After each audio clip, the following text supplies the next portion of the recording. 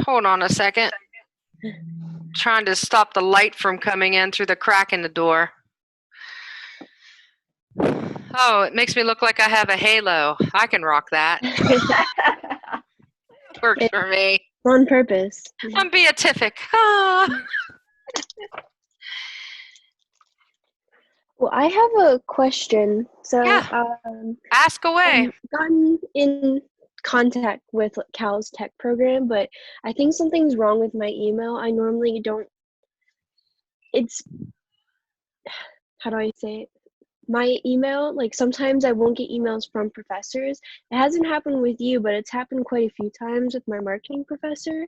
Yeah. And I've sent you my feature video script, my revised one, a couple times.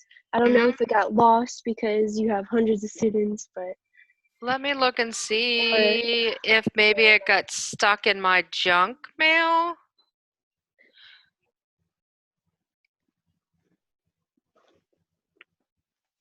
Yes.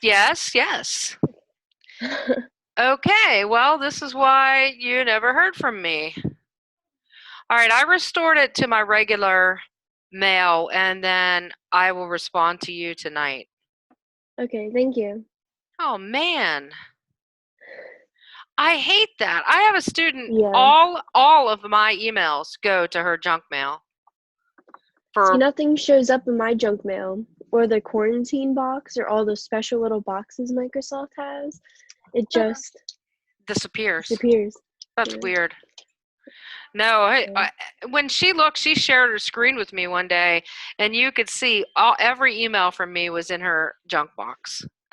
It doesn't make any sense, because if all the other students are getting my messages, why does it go into her junk mail? Mm-hmm. You know? Oh, it's nice to see you guys. Hopefully we'll get a good crowd today to talk about annotated bibliographies. I bet everyone's excited. Yeah, thrilled. But it's a good way to make sure that everybody knows what we're doing for this sort of last major assignment. And I've managed to review almost all of the videos that I have, so that we'll be ready by the 28th. Right now, what I'm going to do this afternoon is set up a table that will have every group and then your progress as to what's done.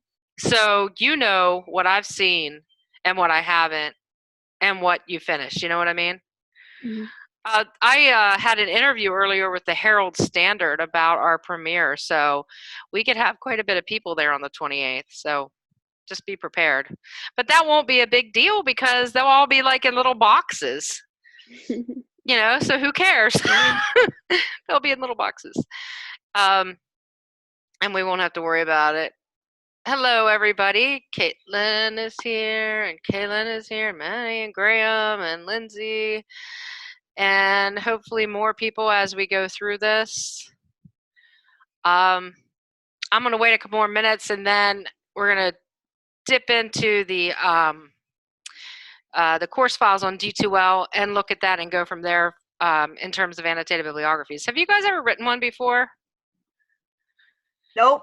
No, they're annoying, but not awful. But it's something that you really need to know in order to progress to the next level for research stuff, because Dr. Ani and other honors professors are going to expect you to know it. So that's why I didn't cut it. I wanted to cut it. Like I really wanted to, but I couldn't. I couldn't do it. Hey, your hair's growing back in, Graham. Yeah. Look at that. Now it's almost like an afro.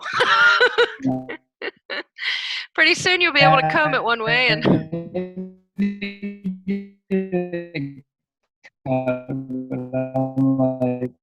I'm on a gamer headset. What are you doing? What did you say? Is that a gamer headset? Yes, it is. Because, and if I don't wear it, it's Tristan's. If I don't wear it, then I can't hear you guys because he's gaming. The irony. But you can hear me okay, right? Yeah. Yeah, okay. I recorded, did you guys see, I don't know if you've been in WeVideo, and I don't even know if you can see what I add to it, but I did a digital story for the first time in like a couple of years. And I did use this gamer headset, and it sounds like I'm in a coffee can. like I'm sitting in a coffee can, and because it has an echo, but it actually was good because it made it sound creepy. What, Tristan? Tristan said I am sitting in a coffee can. See, yeah, this is my life. Anyways, well, why don't we get started? I'm going to take us back to our files, and I'll do a screen share here in 1 second. If you want to follow along with me, you can do it on the screen, or you can just follow along when I share my screen with you. It's up to you. But basically, what I want to do is go over what's available in the files here on D2L, and then I want to talk to you about sort of the ins and outs of it. So I wanted to make sure that you had enough information so that you were, when you sat down to devote your time to finishing this assignment, that it would be as easy as you can be. And so what I want to do is look at the basic points of an annotated bibliography and show you this organizer, which is really good. So I'm just in our class, and you can see this annotated bibliography organizer can't be any simpler. You don't have to fill this out or use it, but it's kind of a good way to make sure that you've covered everything that you need to have in your annotations. So you need to have some kind of thesis statement to start out. So, and that could be digital storytelling and its uses in music therapy, digital storytelling and its uses in psychiatry, in grief counseling, in math education, in geology, in whatever. It can literally be that, like, easy. It doesn't have to be some kind of complicated thesis, but it should sort of reflect what your sources represent. And it should be narrow. So, and it will be, because digital storytelling itself is kind of a narrow subject, right? So basically, you'll have a full citation here, and that could be in MLA or APA style. Does anyone want to do any other style formatting than those two? I don't think so, right? Because those are the main ones we use in our research, and it's up to you, but make sure you use the most current style format. Do any of you not know, or at least have an understanding of MLA and APA? You guys get that, right? You know what it is. And do you know how to find out the right answers for that, I'm assuming? They even have bib makers online now where you sort of fill in the blanks, but those aren't always accurate. So if you use one of those for your citations, just make sure you read carefully your citation to make sure it's correct. So after you give your citation, and in your final project, there'll be an alphabetical order. So you want to first summarize the source using formal language, and use at least one in-text citation. So make sure that you're using either a direct quote or a direct paraphrase from your source. And I know that the temptation, you know, being me and having been a student for 100 years, is to reword the abstract of an article. I understand that temptation, but I encourage you not to do that, because one, it'll look like that when I see it, and two, it won't really make much sense, and you won't know if it's accurate or not because you haven't read the article. These articles that you choose do not have to be like 10 to 12 page epic journal articles. They don't have to be that complicated. They can just be a tip sheet for how to use digital storytelling in a certain field. It doesn't have to be complicated, but you want to at least read it and kind of get an idea about what the author's talking about. So that first section should be summarizing the source, and then evaluate the credibility of the source. And you do that by talking about the author and their background, like give a couple sentence background. And if it doesn't say in the source like what the background of the author is, then did I break up just now? Am I good? Then you can Google them and find out. So if you were reading an article written by me, for example, and you didn't know who I was, if there was no bio at the end of that article about me, just Google it and you'll find out what you need to know. And you can tell, obviously, if somebody is credible or not. For example, say somebody was writing a report about diesel engines, right? and that person was an English professor, would you necessarily think that that was a credible author? Probably not. But if it was somebody that was a mechanic at Ford or an engineer at whatever, yes. So you can evaluate the credibility that way based on the author, but also the publication. Clearly, an article in BuzzFeed is different than an article that you would find in Anthropology Today, right? So look at the source that where the article is being published, and also think about, and I'll give you a short video on that too in case you want to have like more information about credibility. But think about the way that the author uses statistics and data and things like that. Are they using sources that are credible themselves? Are they accurately representing statistics and information and stuff like that? And then discuss how this source applies to your topic or thesis. So tell us in the last part, and these aren't all paragraphs. You'll have one paragraph basically for each citation. So we're looking at maybe 2 sentences, 2 sentences, and 2 sentences, or 2, 3, and 2, or something like that. So don't think that these have to be entire paragraphs, but these are pieces of a paragraph. But discuss how the source applies to your topic or thesis. So, for example, I had someone do how to use digital storytelling in special education. And one of the things that she said in that last sentence of her abstract or paragraph was, as you can see, you can use a digital storytelling to teach special education students because it taps into all kinds of ways of learning, or something like that. I mean, that's a paraphrase. So those are the basic 3 pieces of any annotation. So you're looking at roughly a paragraph, probably anywhere between, I don't know, 4 to 8 sentences, 5 to 7 sentences. One of them has to be at least cited from the piece. So if you use a quote or if you use a direct paraphrase, and that's it. And the rest of this organizer does that. It's all like this, and it's in Word doc format. So if you want to download this and just delete the lines and fill it in and then reorganize it, that way you will cover all 3 parts of every annotation. Does that make sense so far before we look at some examples? Yes? Some of you are nodding. Some of you with your cameras on are nodding at me. Yeah. Excellent. Thank you. So let's go back to annotated bibliography. And I want to look at some examples. And these were all written by students in the past. Oh, wait, this is the assignment. We'll come back to that in a second. I have given several examples. Here's the one about special ed. And as I note here, because this was done before MLA changed, that don't follow the citation format, but the annotation is good. So the working thesis for this: digital stories are small videos that consist of narrative, voice, pictures, animation, blah, blah, blah. Digital storytelling is a tool that can be used to aid in special education. By using digital storytelling, students with disabilities can be empowered, receive empathy from students without disabilities, improve upon their personal learning skills, and improve their social skills, and can be equipped to fit their disability.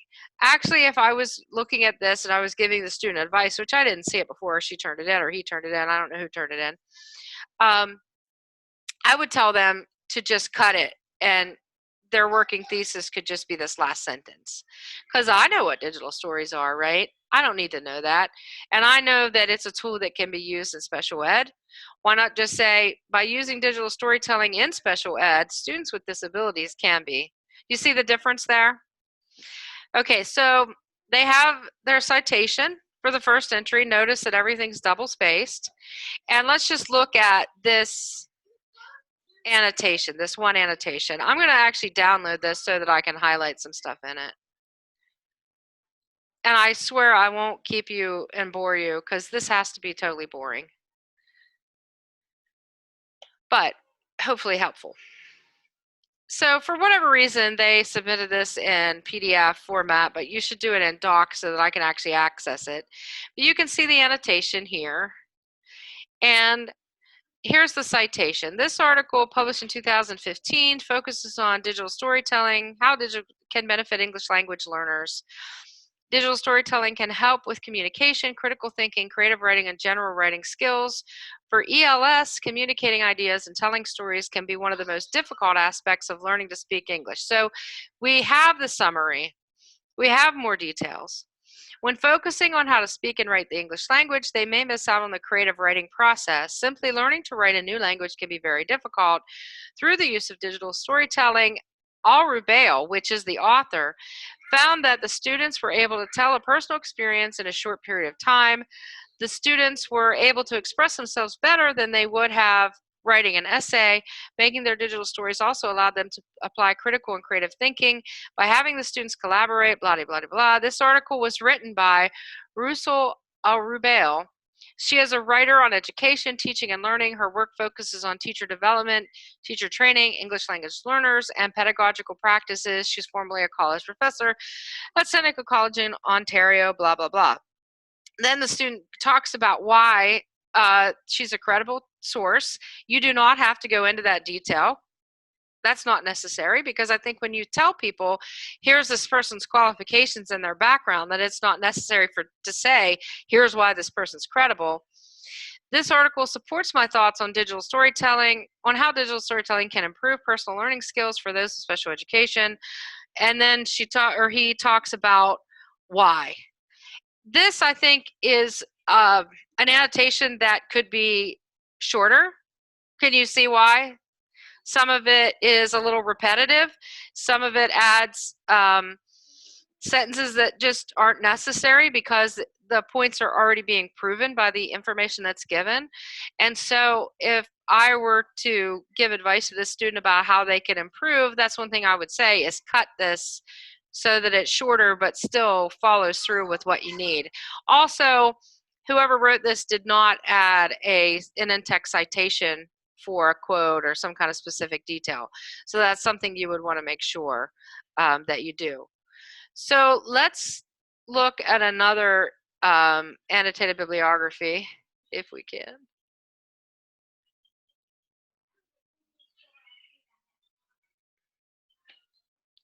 So that was digital storytelling and special education. And I have listed a number of different ones so that you can sort of see, and I have more too that I could offer. So this one, the thesis is, in the realm of digital storytelling, music is an incredibly essential factor, and the two often coincide. Maybe not the most eloquent statement, but gets the job done, right? Here's the annotation, or the citation, and then this is the annotation. This article discusses how musicians, as well as record labels, are beginning to utilize aspects of digital storytelling in order to promote new music singles. The article emphasizes the importance of music video. In one mentioned example, the band OK Go released music video with accompanying interactive website that ties in with their single I Won't Let You Go, etc., etc. And then they talk about it was written for the website Digital Identities. I hate that. Although I've never heard of the website before, it's mainly an organization developed, and then they tell us who these people are and how they're respected, who the author was and why they're credible. And then they say at the end, if I were to use the article for digital storytelling purposes, I would reference its information regarding music roles and correlation to different forms of video and digital media. So does what I'm asking you to do make sense? I hope, yes. And you have to, I said 5 to 7 sources. That seems reasonable. What do you think? Because you could literally do, we have, and I can't believe this until I looked at it earlier today, we have like 2-3 weeks left, including finals, right? Did I read that right? I think. Out there, yeah. Yeah, so, but you could literally do a citation every other day and have this done by the end of the semester. You know, it's not due till May 6th. So that's basically the assignment. I want to go over a tip sheet that I created based on years of teaching annotated bibs, because I want to make sure that you avoid and you do the things that you need to do. So avoid using this source, this book, and so on to begin more than one sentence in each entry. It's tempting because you're like, this source, this book, this article. But when you do that, it becomes repetitive and boring and hard for the reader to follow. So try to vary your sentences. Don't forget to research and include information about the authors and publications for each source because of the credibility issue. Choose one citation style and stick with it. You would think I wouldn't have to say that, but you'd be surprised. And I think the reason why is because when people are looking at their citations, sometimes it'll say, cite this source. And one of them will be an MLA, and the next article is an APA and so forth, and it gets jumbled. You should aim for about 5 to 7 sentences, so your writing should be concise. Reread your entries and look for structures like passive voice that add words but not meaning, like the ones that we just looked at. Revise to make your sentences more direct. Be sure your annotations are in alphabetical order in your document. Don't forget that. They shouldn't be numbered. They shouldn't be bulleted. They should just be in alphabetical order by the author's last name. Avoid words like a lot, really, and very because they've just lost so much meaning from overuse. So that's this assignment in a nutshell. So basically you're writing annotations. So what, why would somebody do an annotated bibliography? So that other writers and readers and researchers can find sources without having to read the entire article for themselves, right? I have relied on annotated bibs for all kinds of purposes. The other reason is because when you write your thesis or when you write a paper for classes and the paper is longer, like fairly long, they'll have you do annotated bibliographies to demonstrate that you know what your sources actually say. So what can I do for you? Does that make sense? What I just said. So I think if we go back to the front page, obviously we have our premiere coming up. I didn't realize until yesterday that these dates were just really wrong.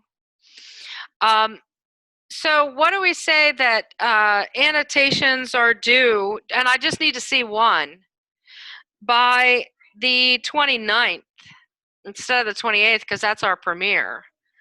And then I will get them back to you by the 1st, a couple of days later, with my feedback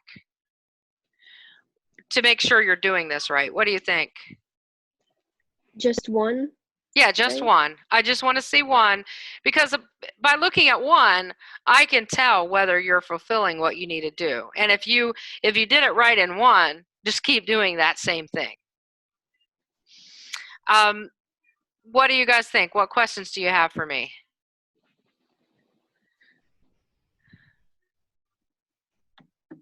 I can't hear you, Caitlin.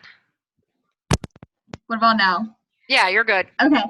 Do we do it on Google Docs or is there going to be a Dropbox for it? What would you prefer? It doesn't really matter to me. I like Google Docs better. Do you like Google Docs better? Same here. Yeah, I'm fine with that. And that way when I get it, I can just type in what I need for you to know and it'll be saved and sent back to you. Does that sound good with everybody? Yeah. Let me write it down. So let's say that by midnight on the 29th, have just one of your citations ready in Google Docs. Because I was going to have your peers look at your annotations because it's not really for the people who do it right, but it's the people who don't quite understand it. Then they see other examples and they're like, oh, that's how I'm supposed to do it. But I think in this case, we'll just do the Google Doc version, and that way I can return your feedback quickly. So I'll give them back to you by May 1st, and then they're not due until the 6th. But if you want to give them to me early, send me a link early, because as soon as they come in, I can respond to them. Does that make sense? Yeah. And then if you want to finish that that assignment, you can go ahead and do that and then put it in Dropbox. when you're done. Hey, what about the reflection essay? Is that also due the 6th? Yeah, but we talked about that, I think. It's basically your thoughts on how the class went, and I have some questions that you could or could not answer, but what I'm really looking for is a couple of pages of sort of reflection to bring the class together. I think it's especially important for this semester since it's been so disrupted that we have some way of gelling the whole entire semester together, and that's really what reflection does. So yeah, it is due the 6th too, but it shouldn't take you more than an hour to do. Okay. So what else do you need to know from me? What else can I help you with? Is the reflection essay a group project as well? No, and neither is the annotated bibliography. So the only assignment, Oh, yeah, no, it's a single ooh. assignment. Should I make sure that's known? Maybe you could just make it a group assignment, whichever one's easier for you. I think my group, should be each one. Make sure everyone's putting in effort. That's why it's set up that way, because I I don't agree. want, yeah, so like the first assignment, this is, your personal essay video, that's your grade alone. The community history paper is a group grade, the intro video is a group grade, the feature is a group grade, annotated bibliography is individual, and reflection is individual. That way, if you have a terrible group, they can't sync you. Yes. Does that make sense? I don't mean to be blunt that way, but that's really the way I have it set up so that, so sometimes it happens and it's not necessarily that your group members are bad people or bad students even, but sometimes things happen in a semester and they don't go as well as they could have. And so that's why it's set up so that I think it's something like 60% of your grade is individual and then 40% is group or something like that. But it's because I wanted to make it fair and an accurate reflection of you as a student. Let's see if we can find that. I want to double check that myself because I don't remember. And I should because I wrote it. So this is just seems like a long time ago that we had a syllabus that actually looked like that and worked that way, doesn't it? Here it is. So 15% is the individual digital story, 15% is the community history paper, so that's 30%. And then annotated bibliography is 20%, that's 50, and then 10% is reflection. And then these ones, which are group projects, they come out to be, does that add up? 15, 35, 45, hold it. What am I doing wrong, math people? 15%. What are we supposed to be looking at right now? 45%. Yeah, I'm looking at, like, B2L. We're trying to figure out, yeah, can you see my screen? No, I don't think we're seeing what you're seeing. Like, you're in D2L on my screen. That's where I should be on everybody's screen, am I not? You're talking about, Where are you getting these numbers? yeah, what are you We looking at? can't see the syllabus. You can't see the syllabus. No, No. try opening it again. Hold on. Because I was. Can you see it now? Yes. Yeah. Yay! Anyways, thank you for saying something and not just sitting there going, what the hell was she talking about? So the individual story is worth 15%. You can see that, right? Yeah. Mhm. Okay. And then these three assignments in the middle, these are the group ones. So 25, 35, 45, 50% of your grade is these three assignments. And then the rest is on your own. So does that make sense? Yes. But I don't think the math works. Yeah, the majority is Okay. group is what Right. you're saying. 15, 30, It 45, does. I added it. 90, 100. So it doesn't come out as 100%. Yeah. Oh, It does. It's just the group is a higher percentage. okay. So, but only by like 5%, right? Mhm. Right. Yes. Okay, but it's not by much. And so Yeah. the point is that this is the only way I know to make sure that this is equitable, as far as it can be.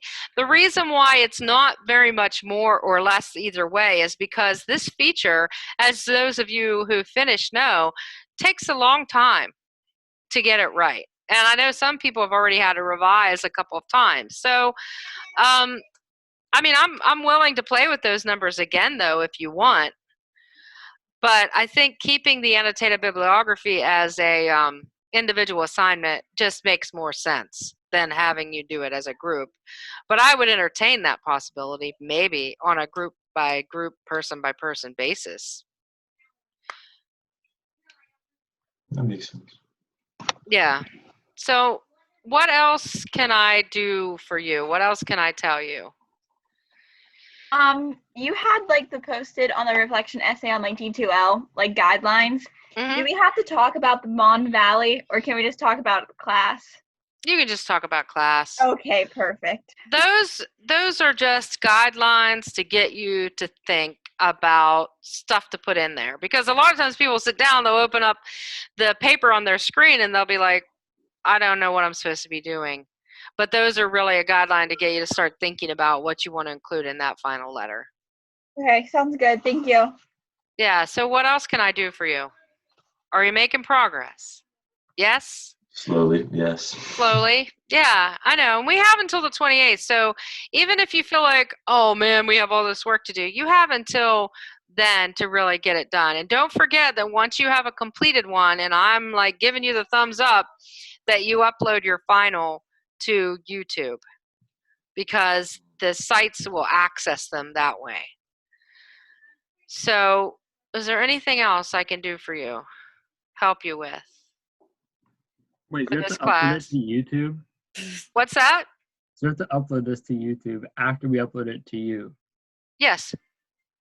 You can actually do it all at once. In WeVideo, you can do it all at once. Do you want me Okay. to do it? I can do it for you if you want. If you could do it, that would be really cool. I can. Do you want me to just do that for everybody? Yeah, I see Caitlin's over there going, I can. I don't care. I usually allow the students to do it just because it's your creative work. But I have no problem uploading them to the Heinz History Center CalU web, YouTube page. Yeah, I have no clue how to technology, so that'd be extremely helpful. You don't know how to technology?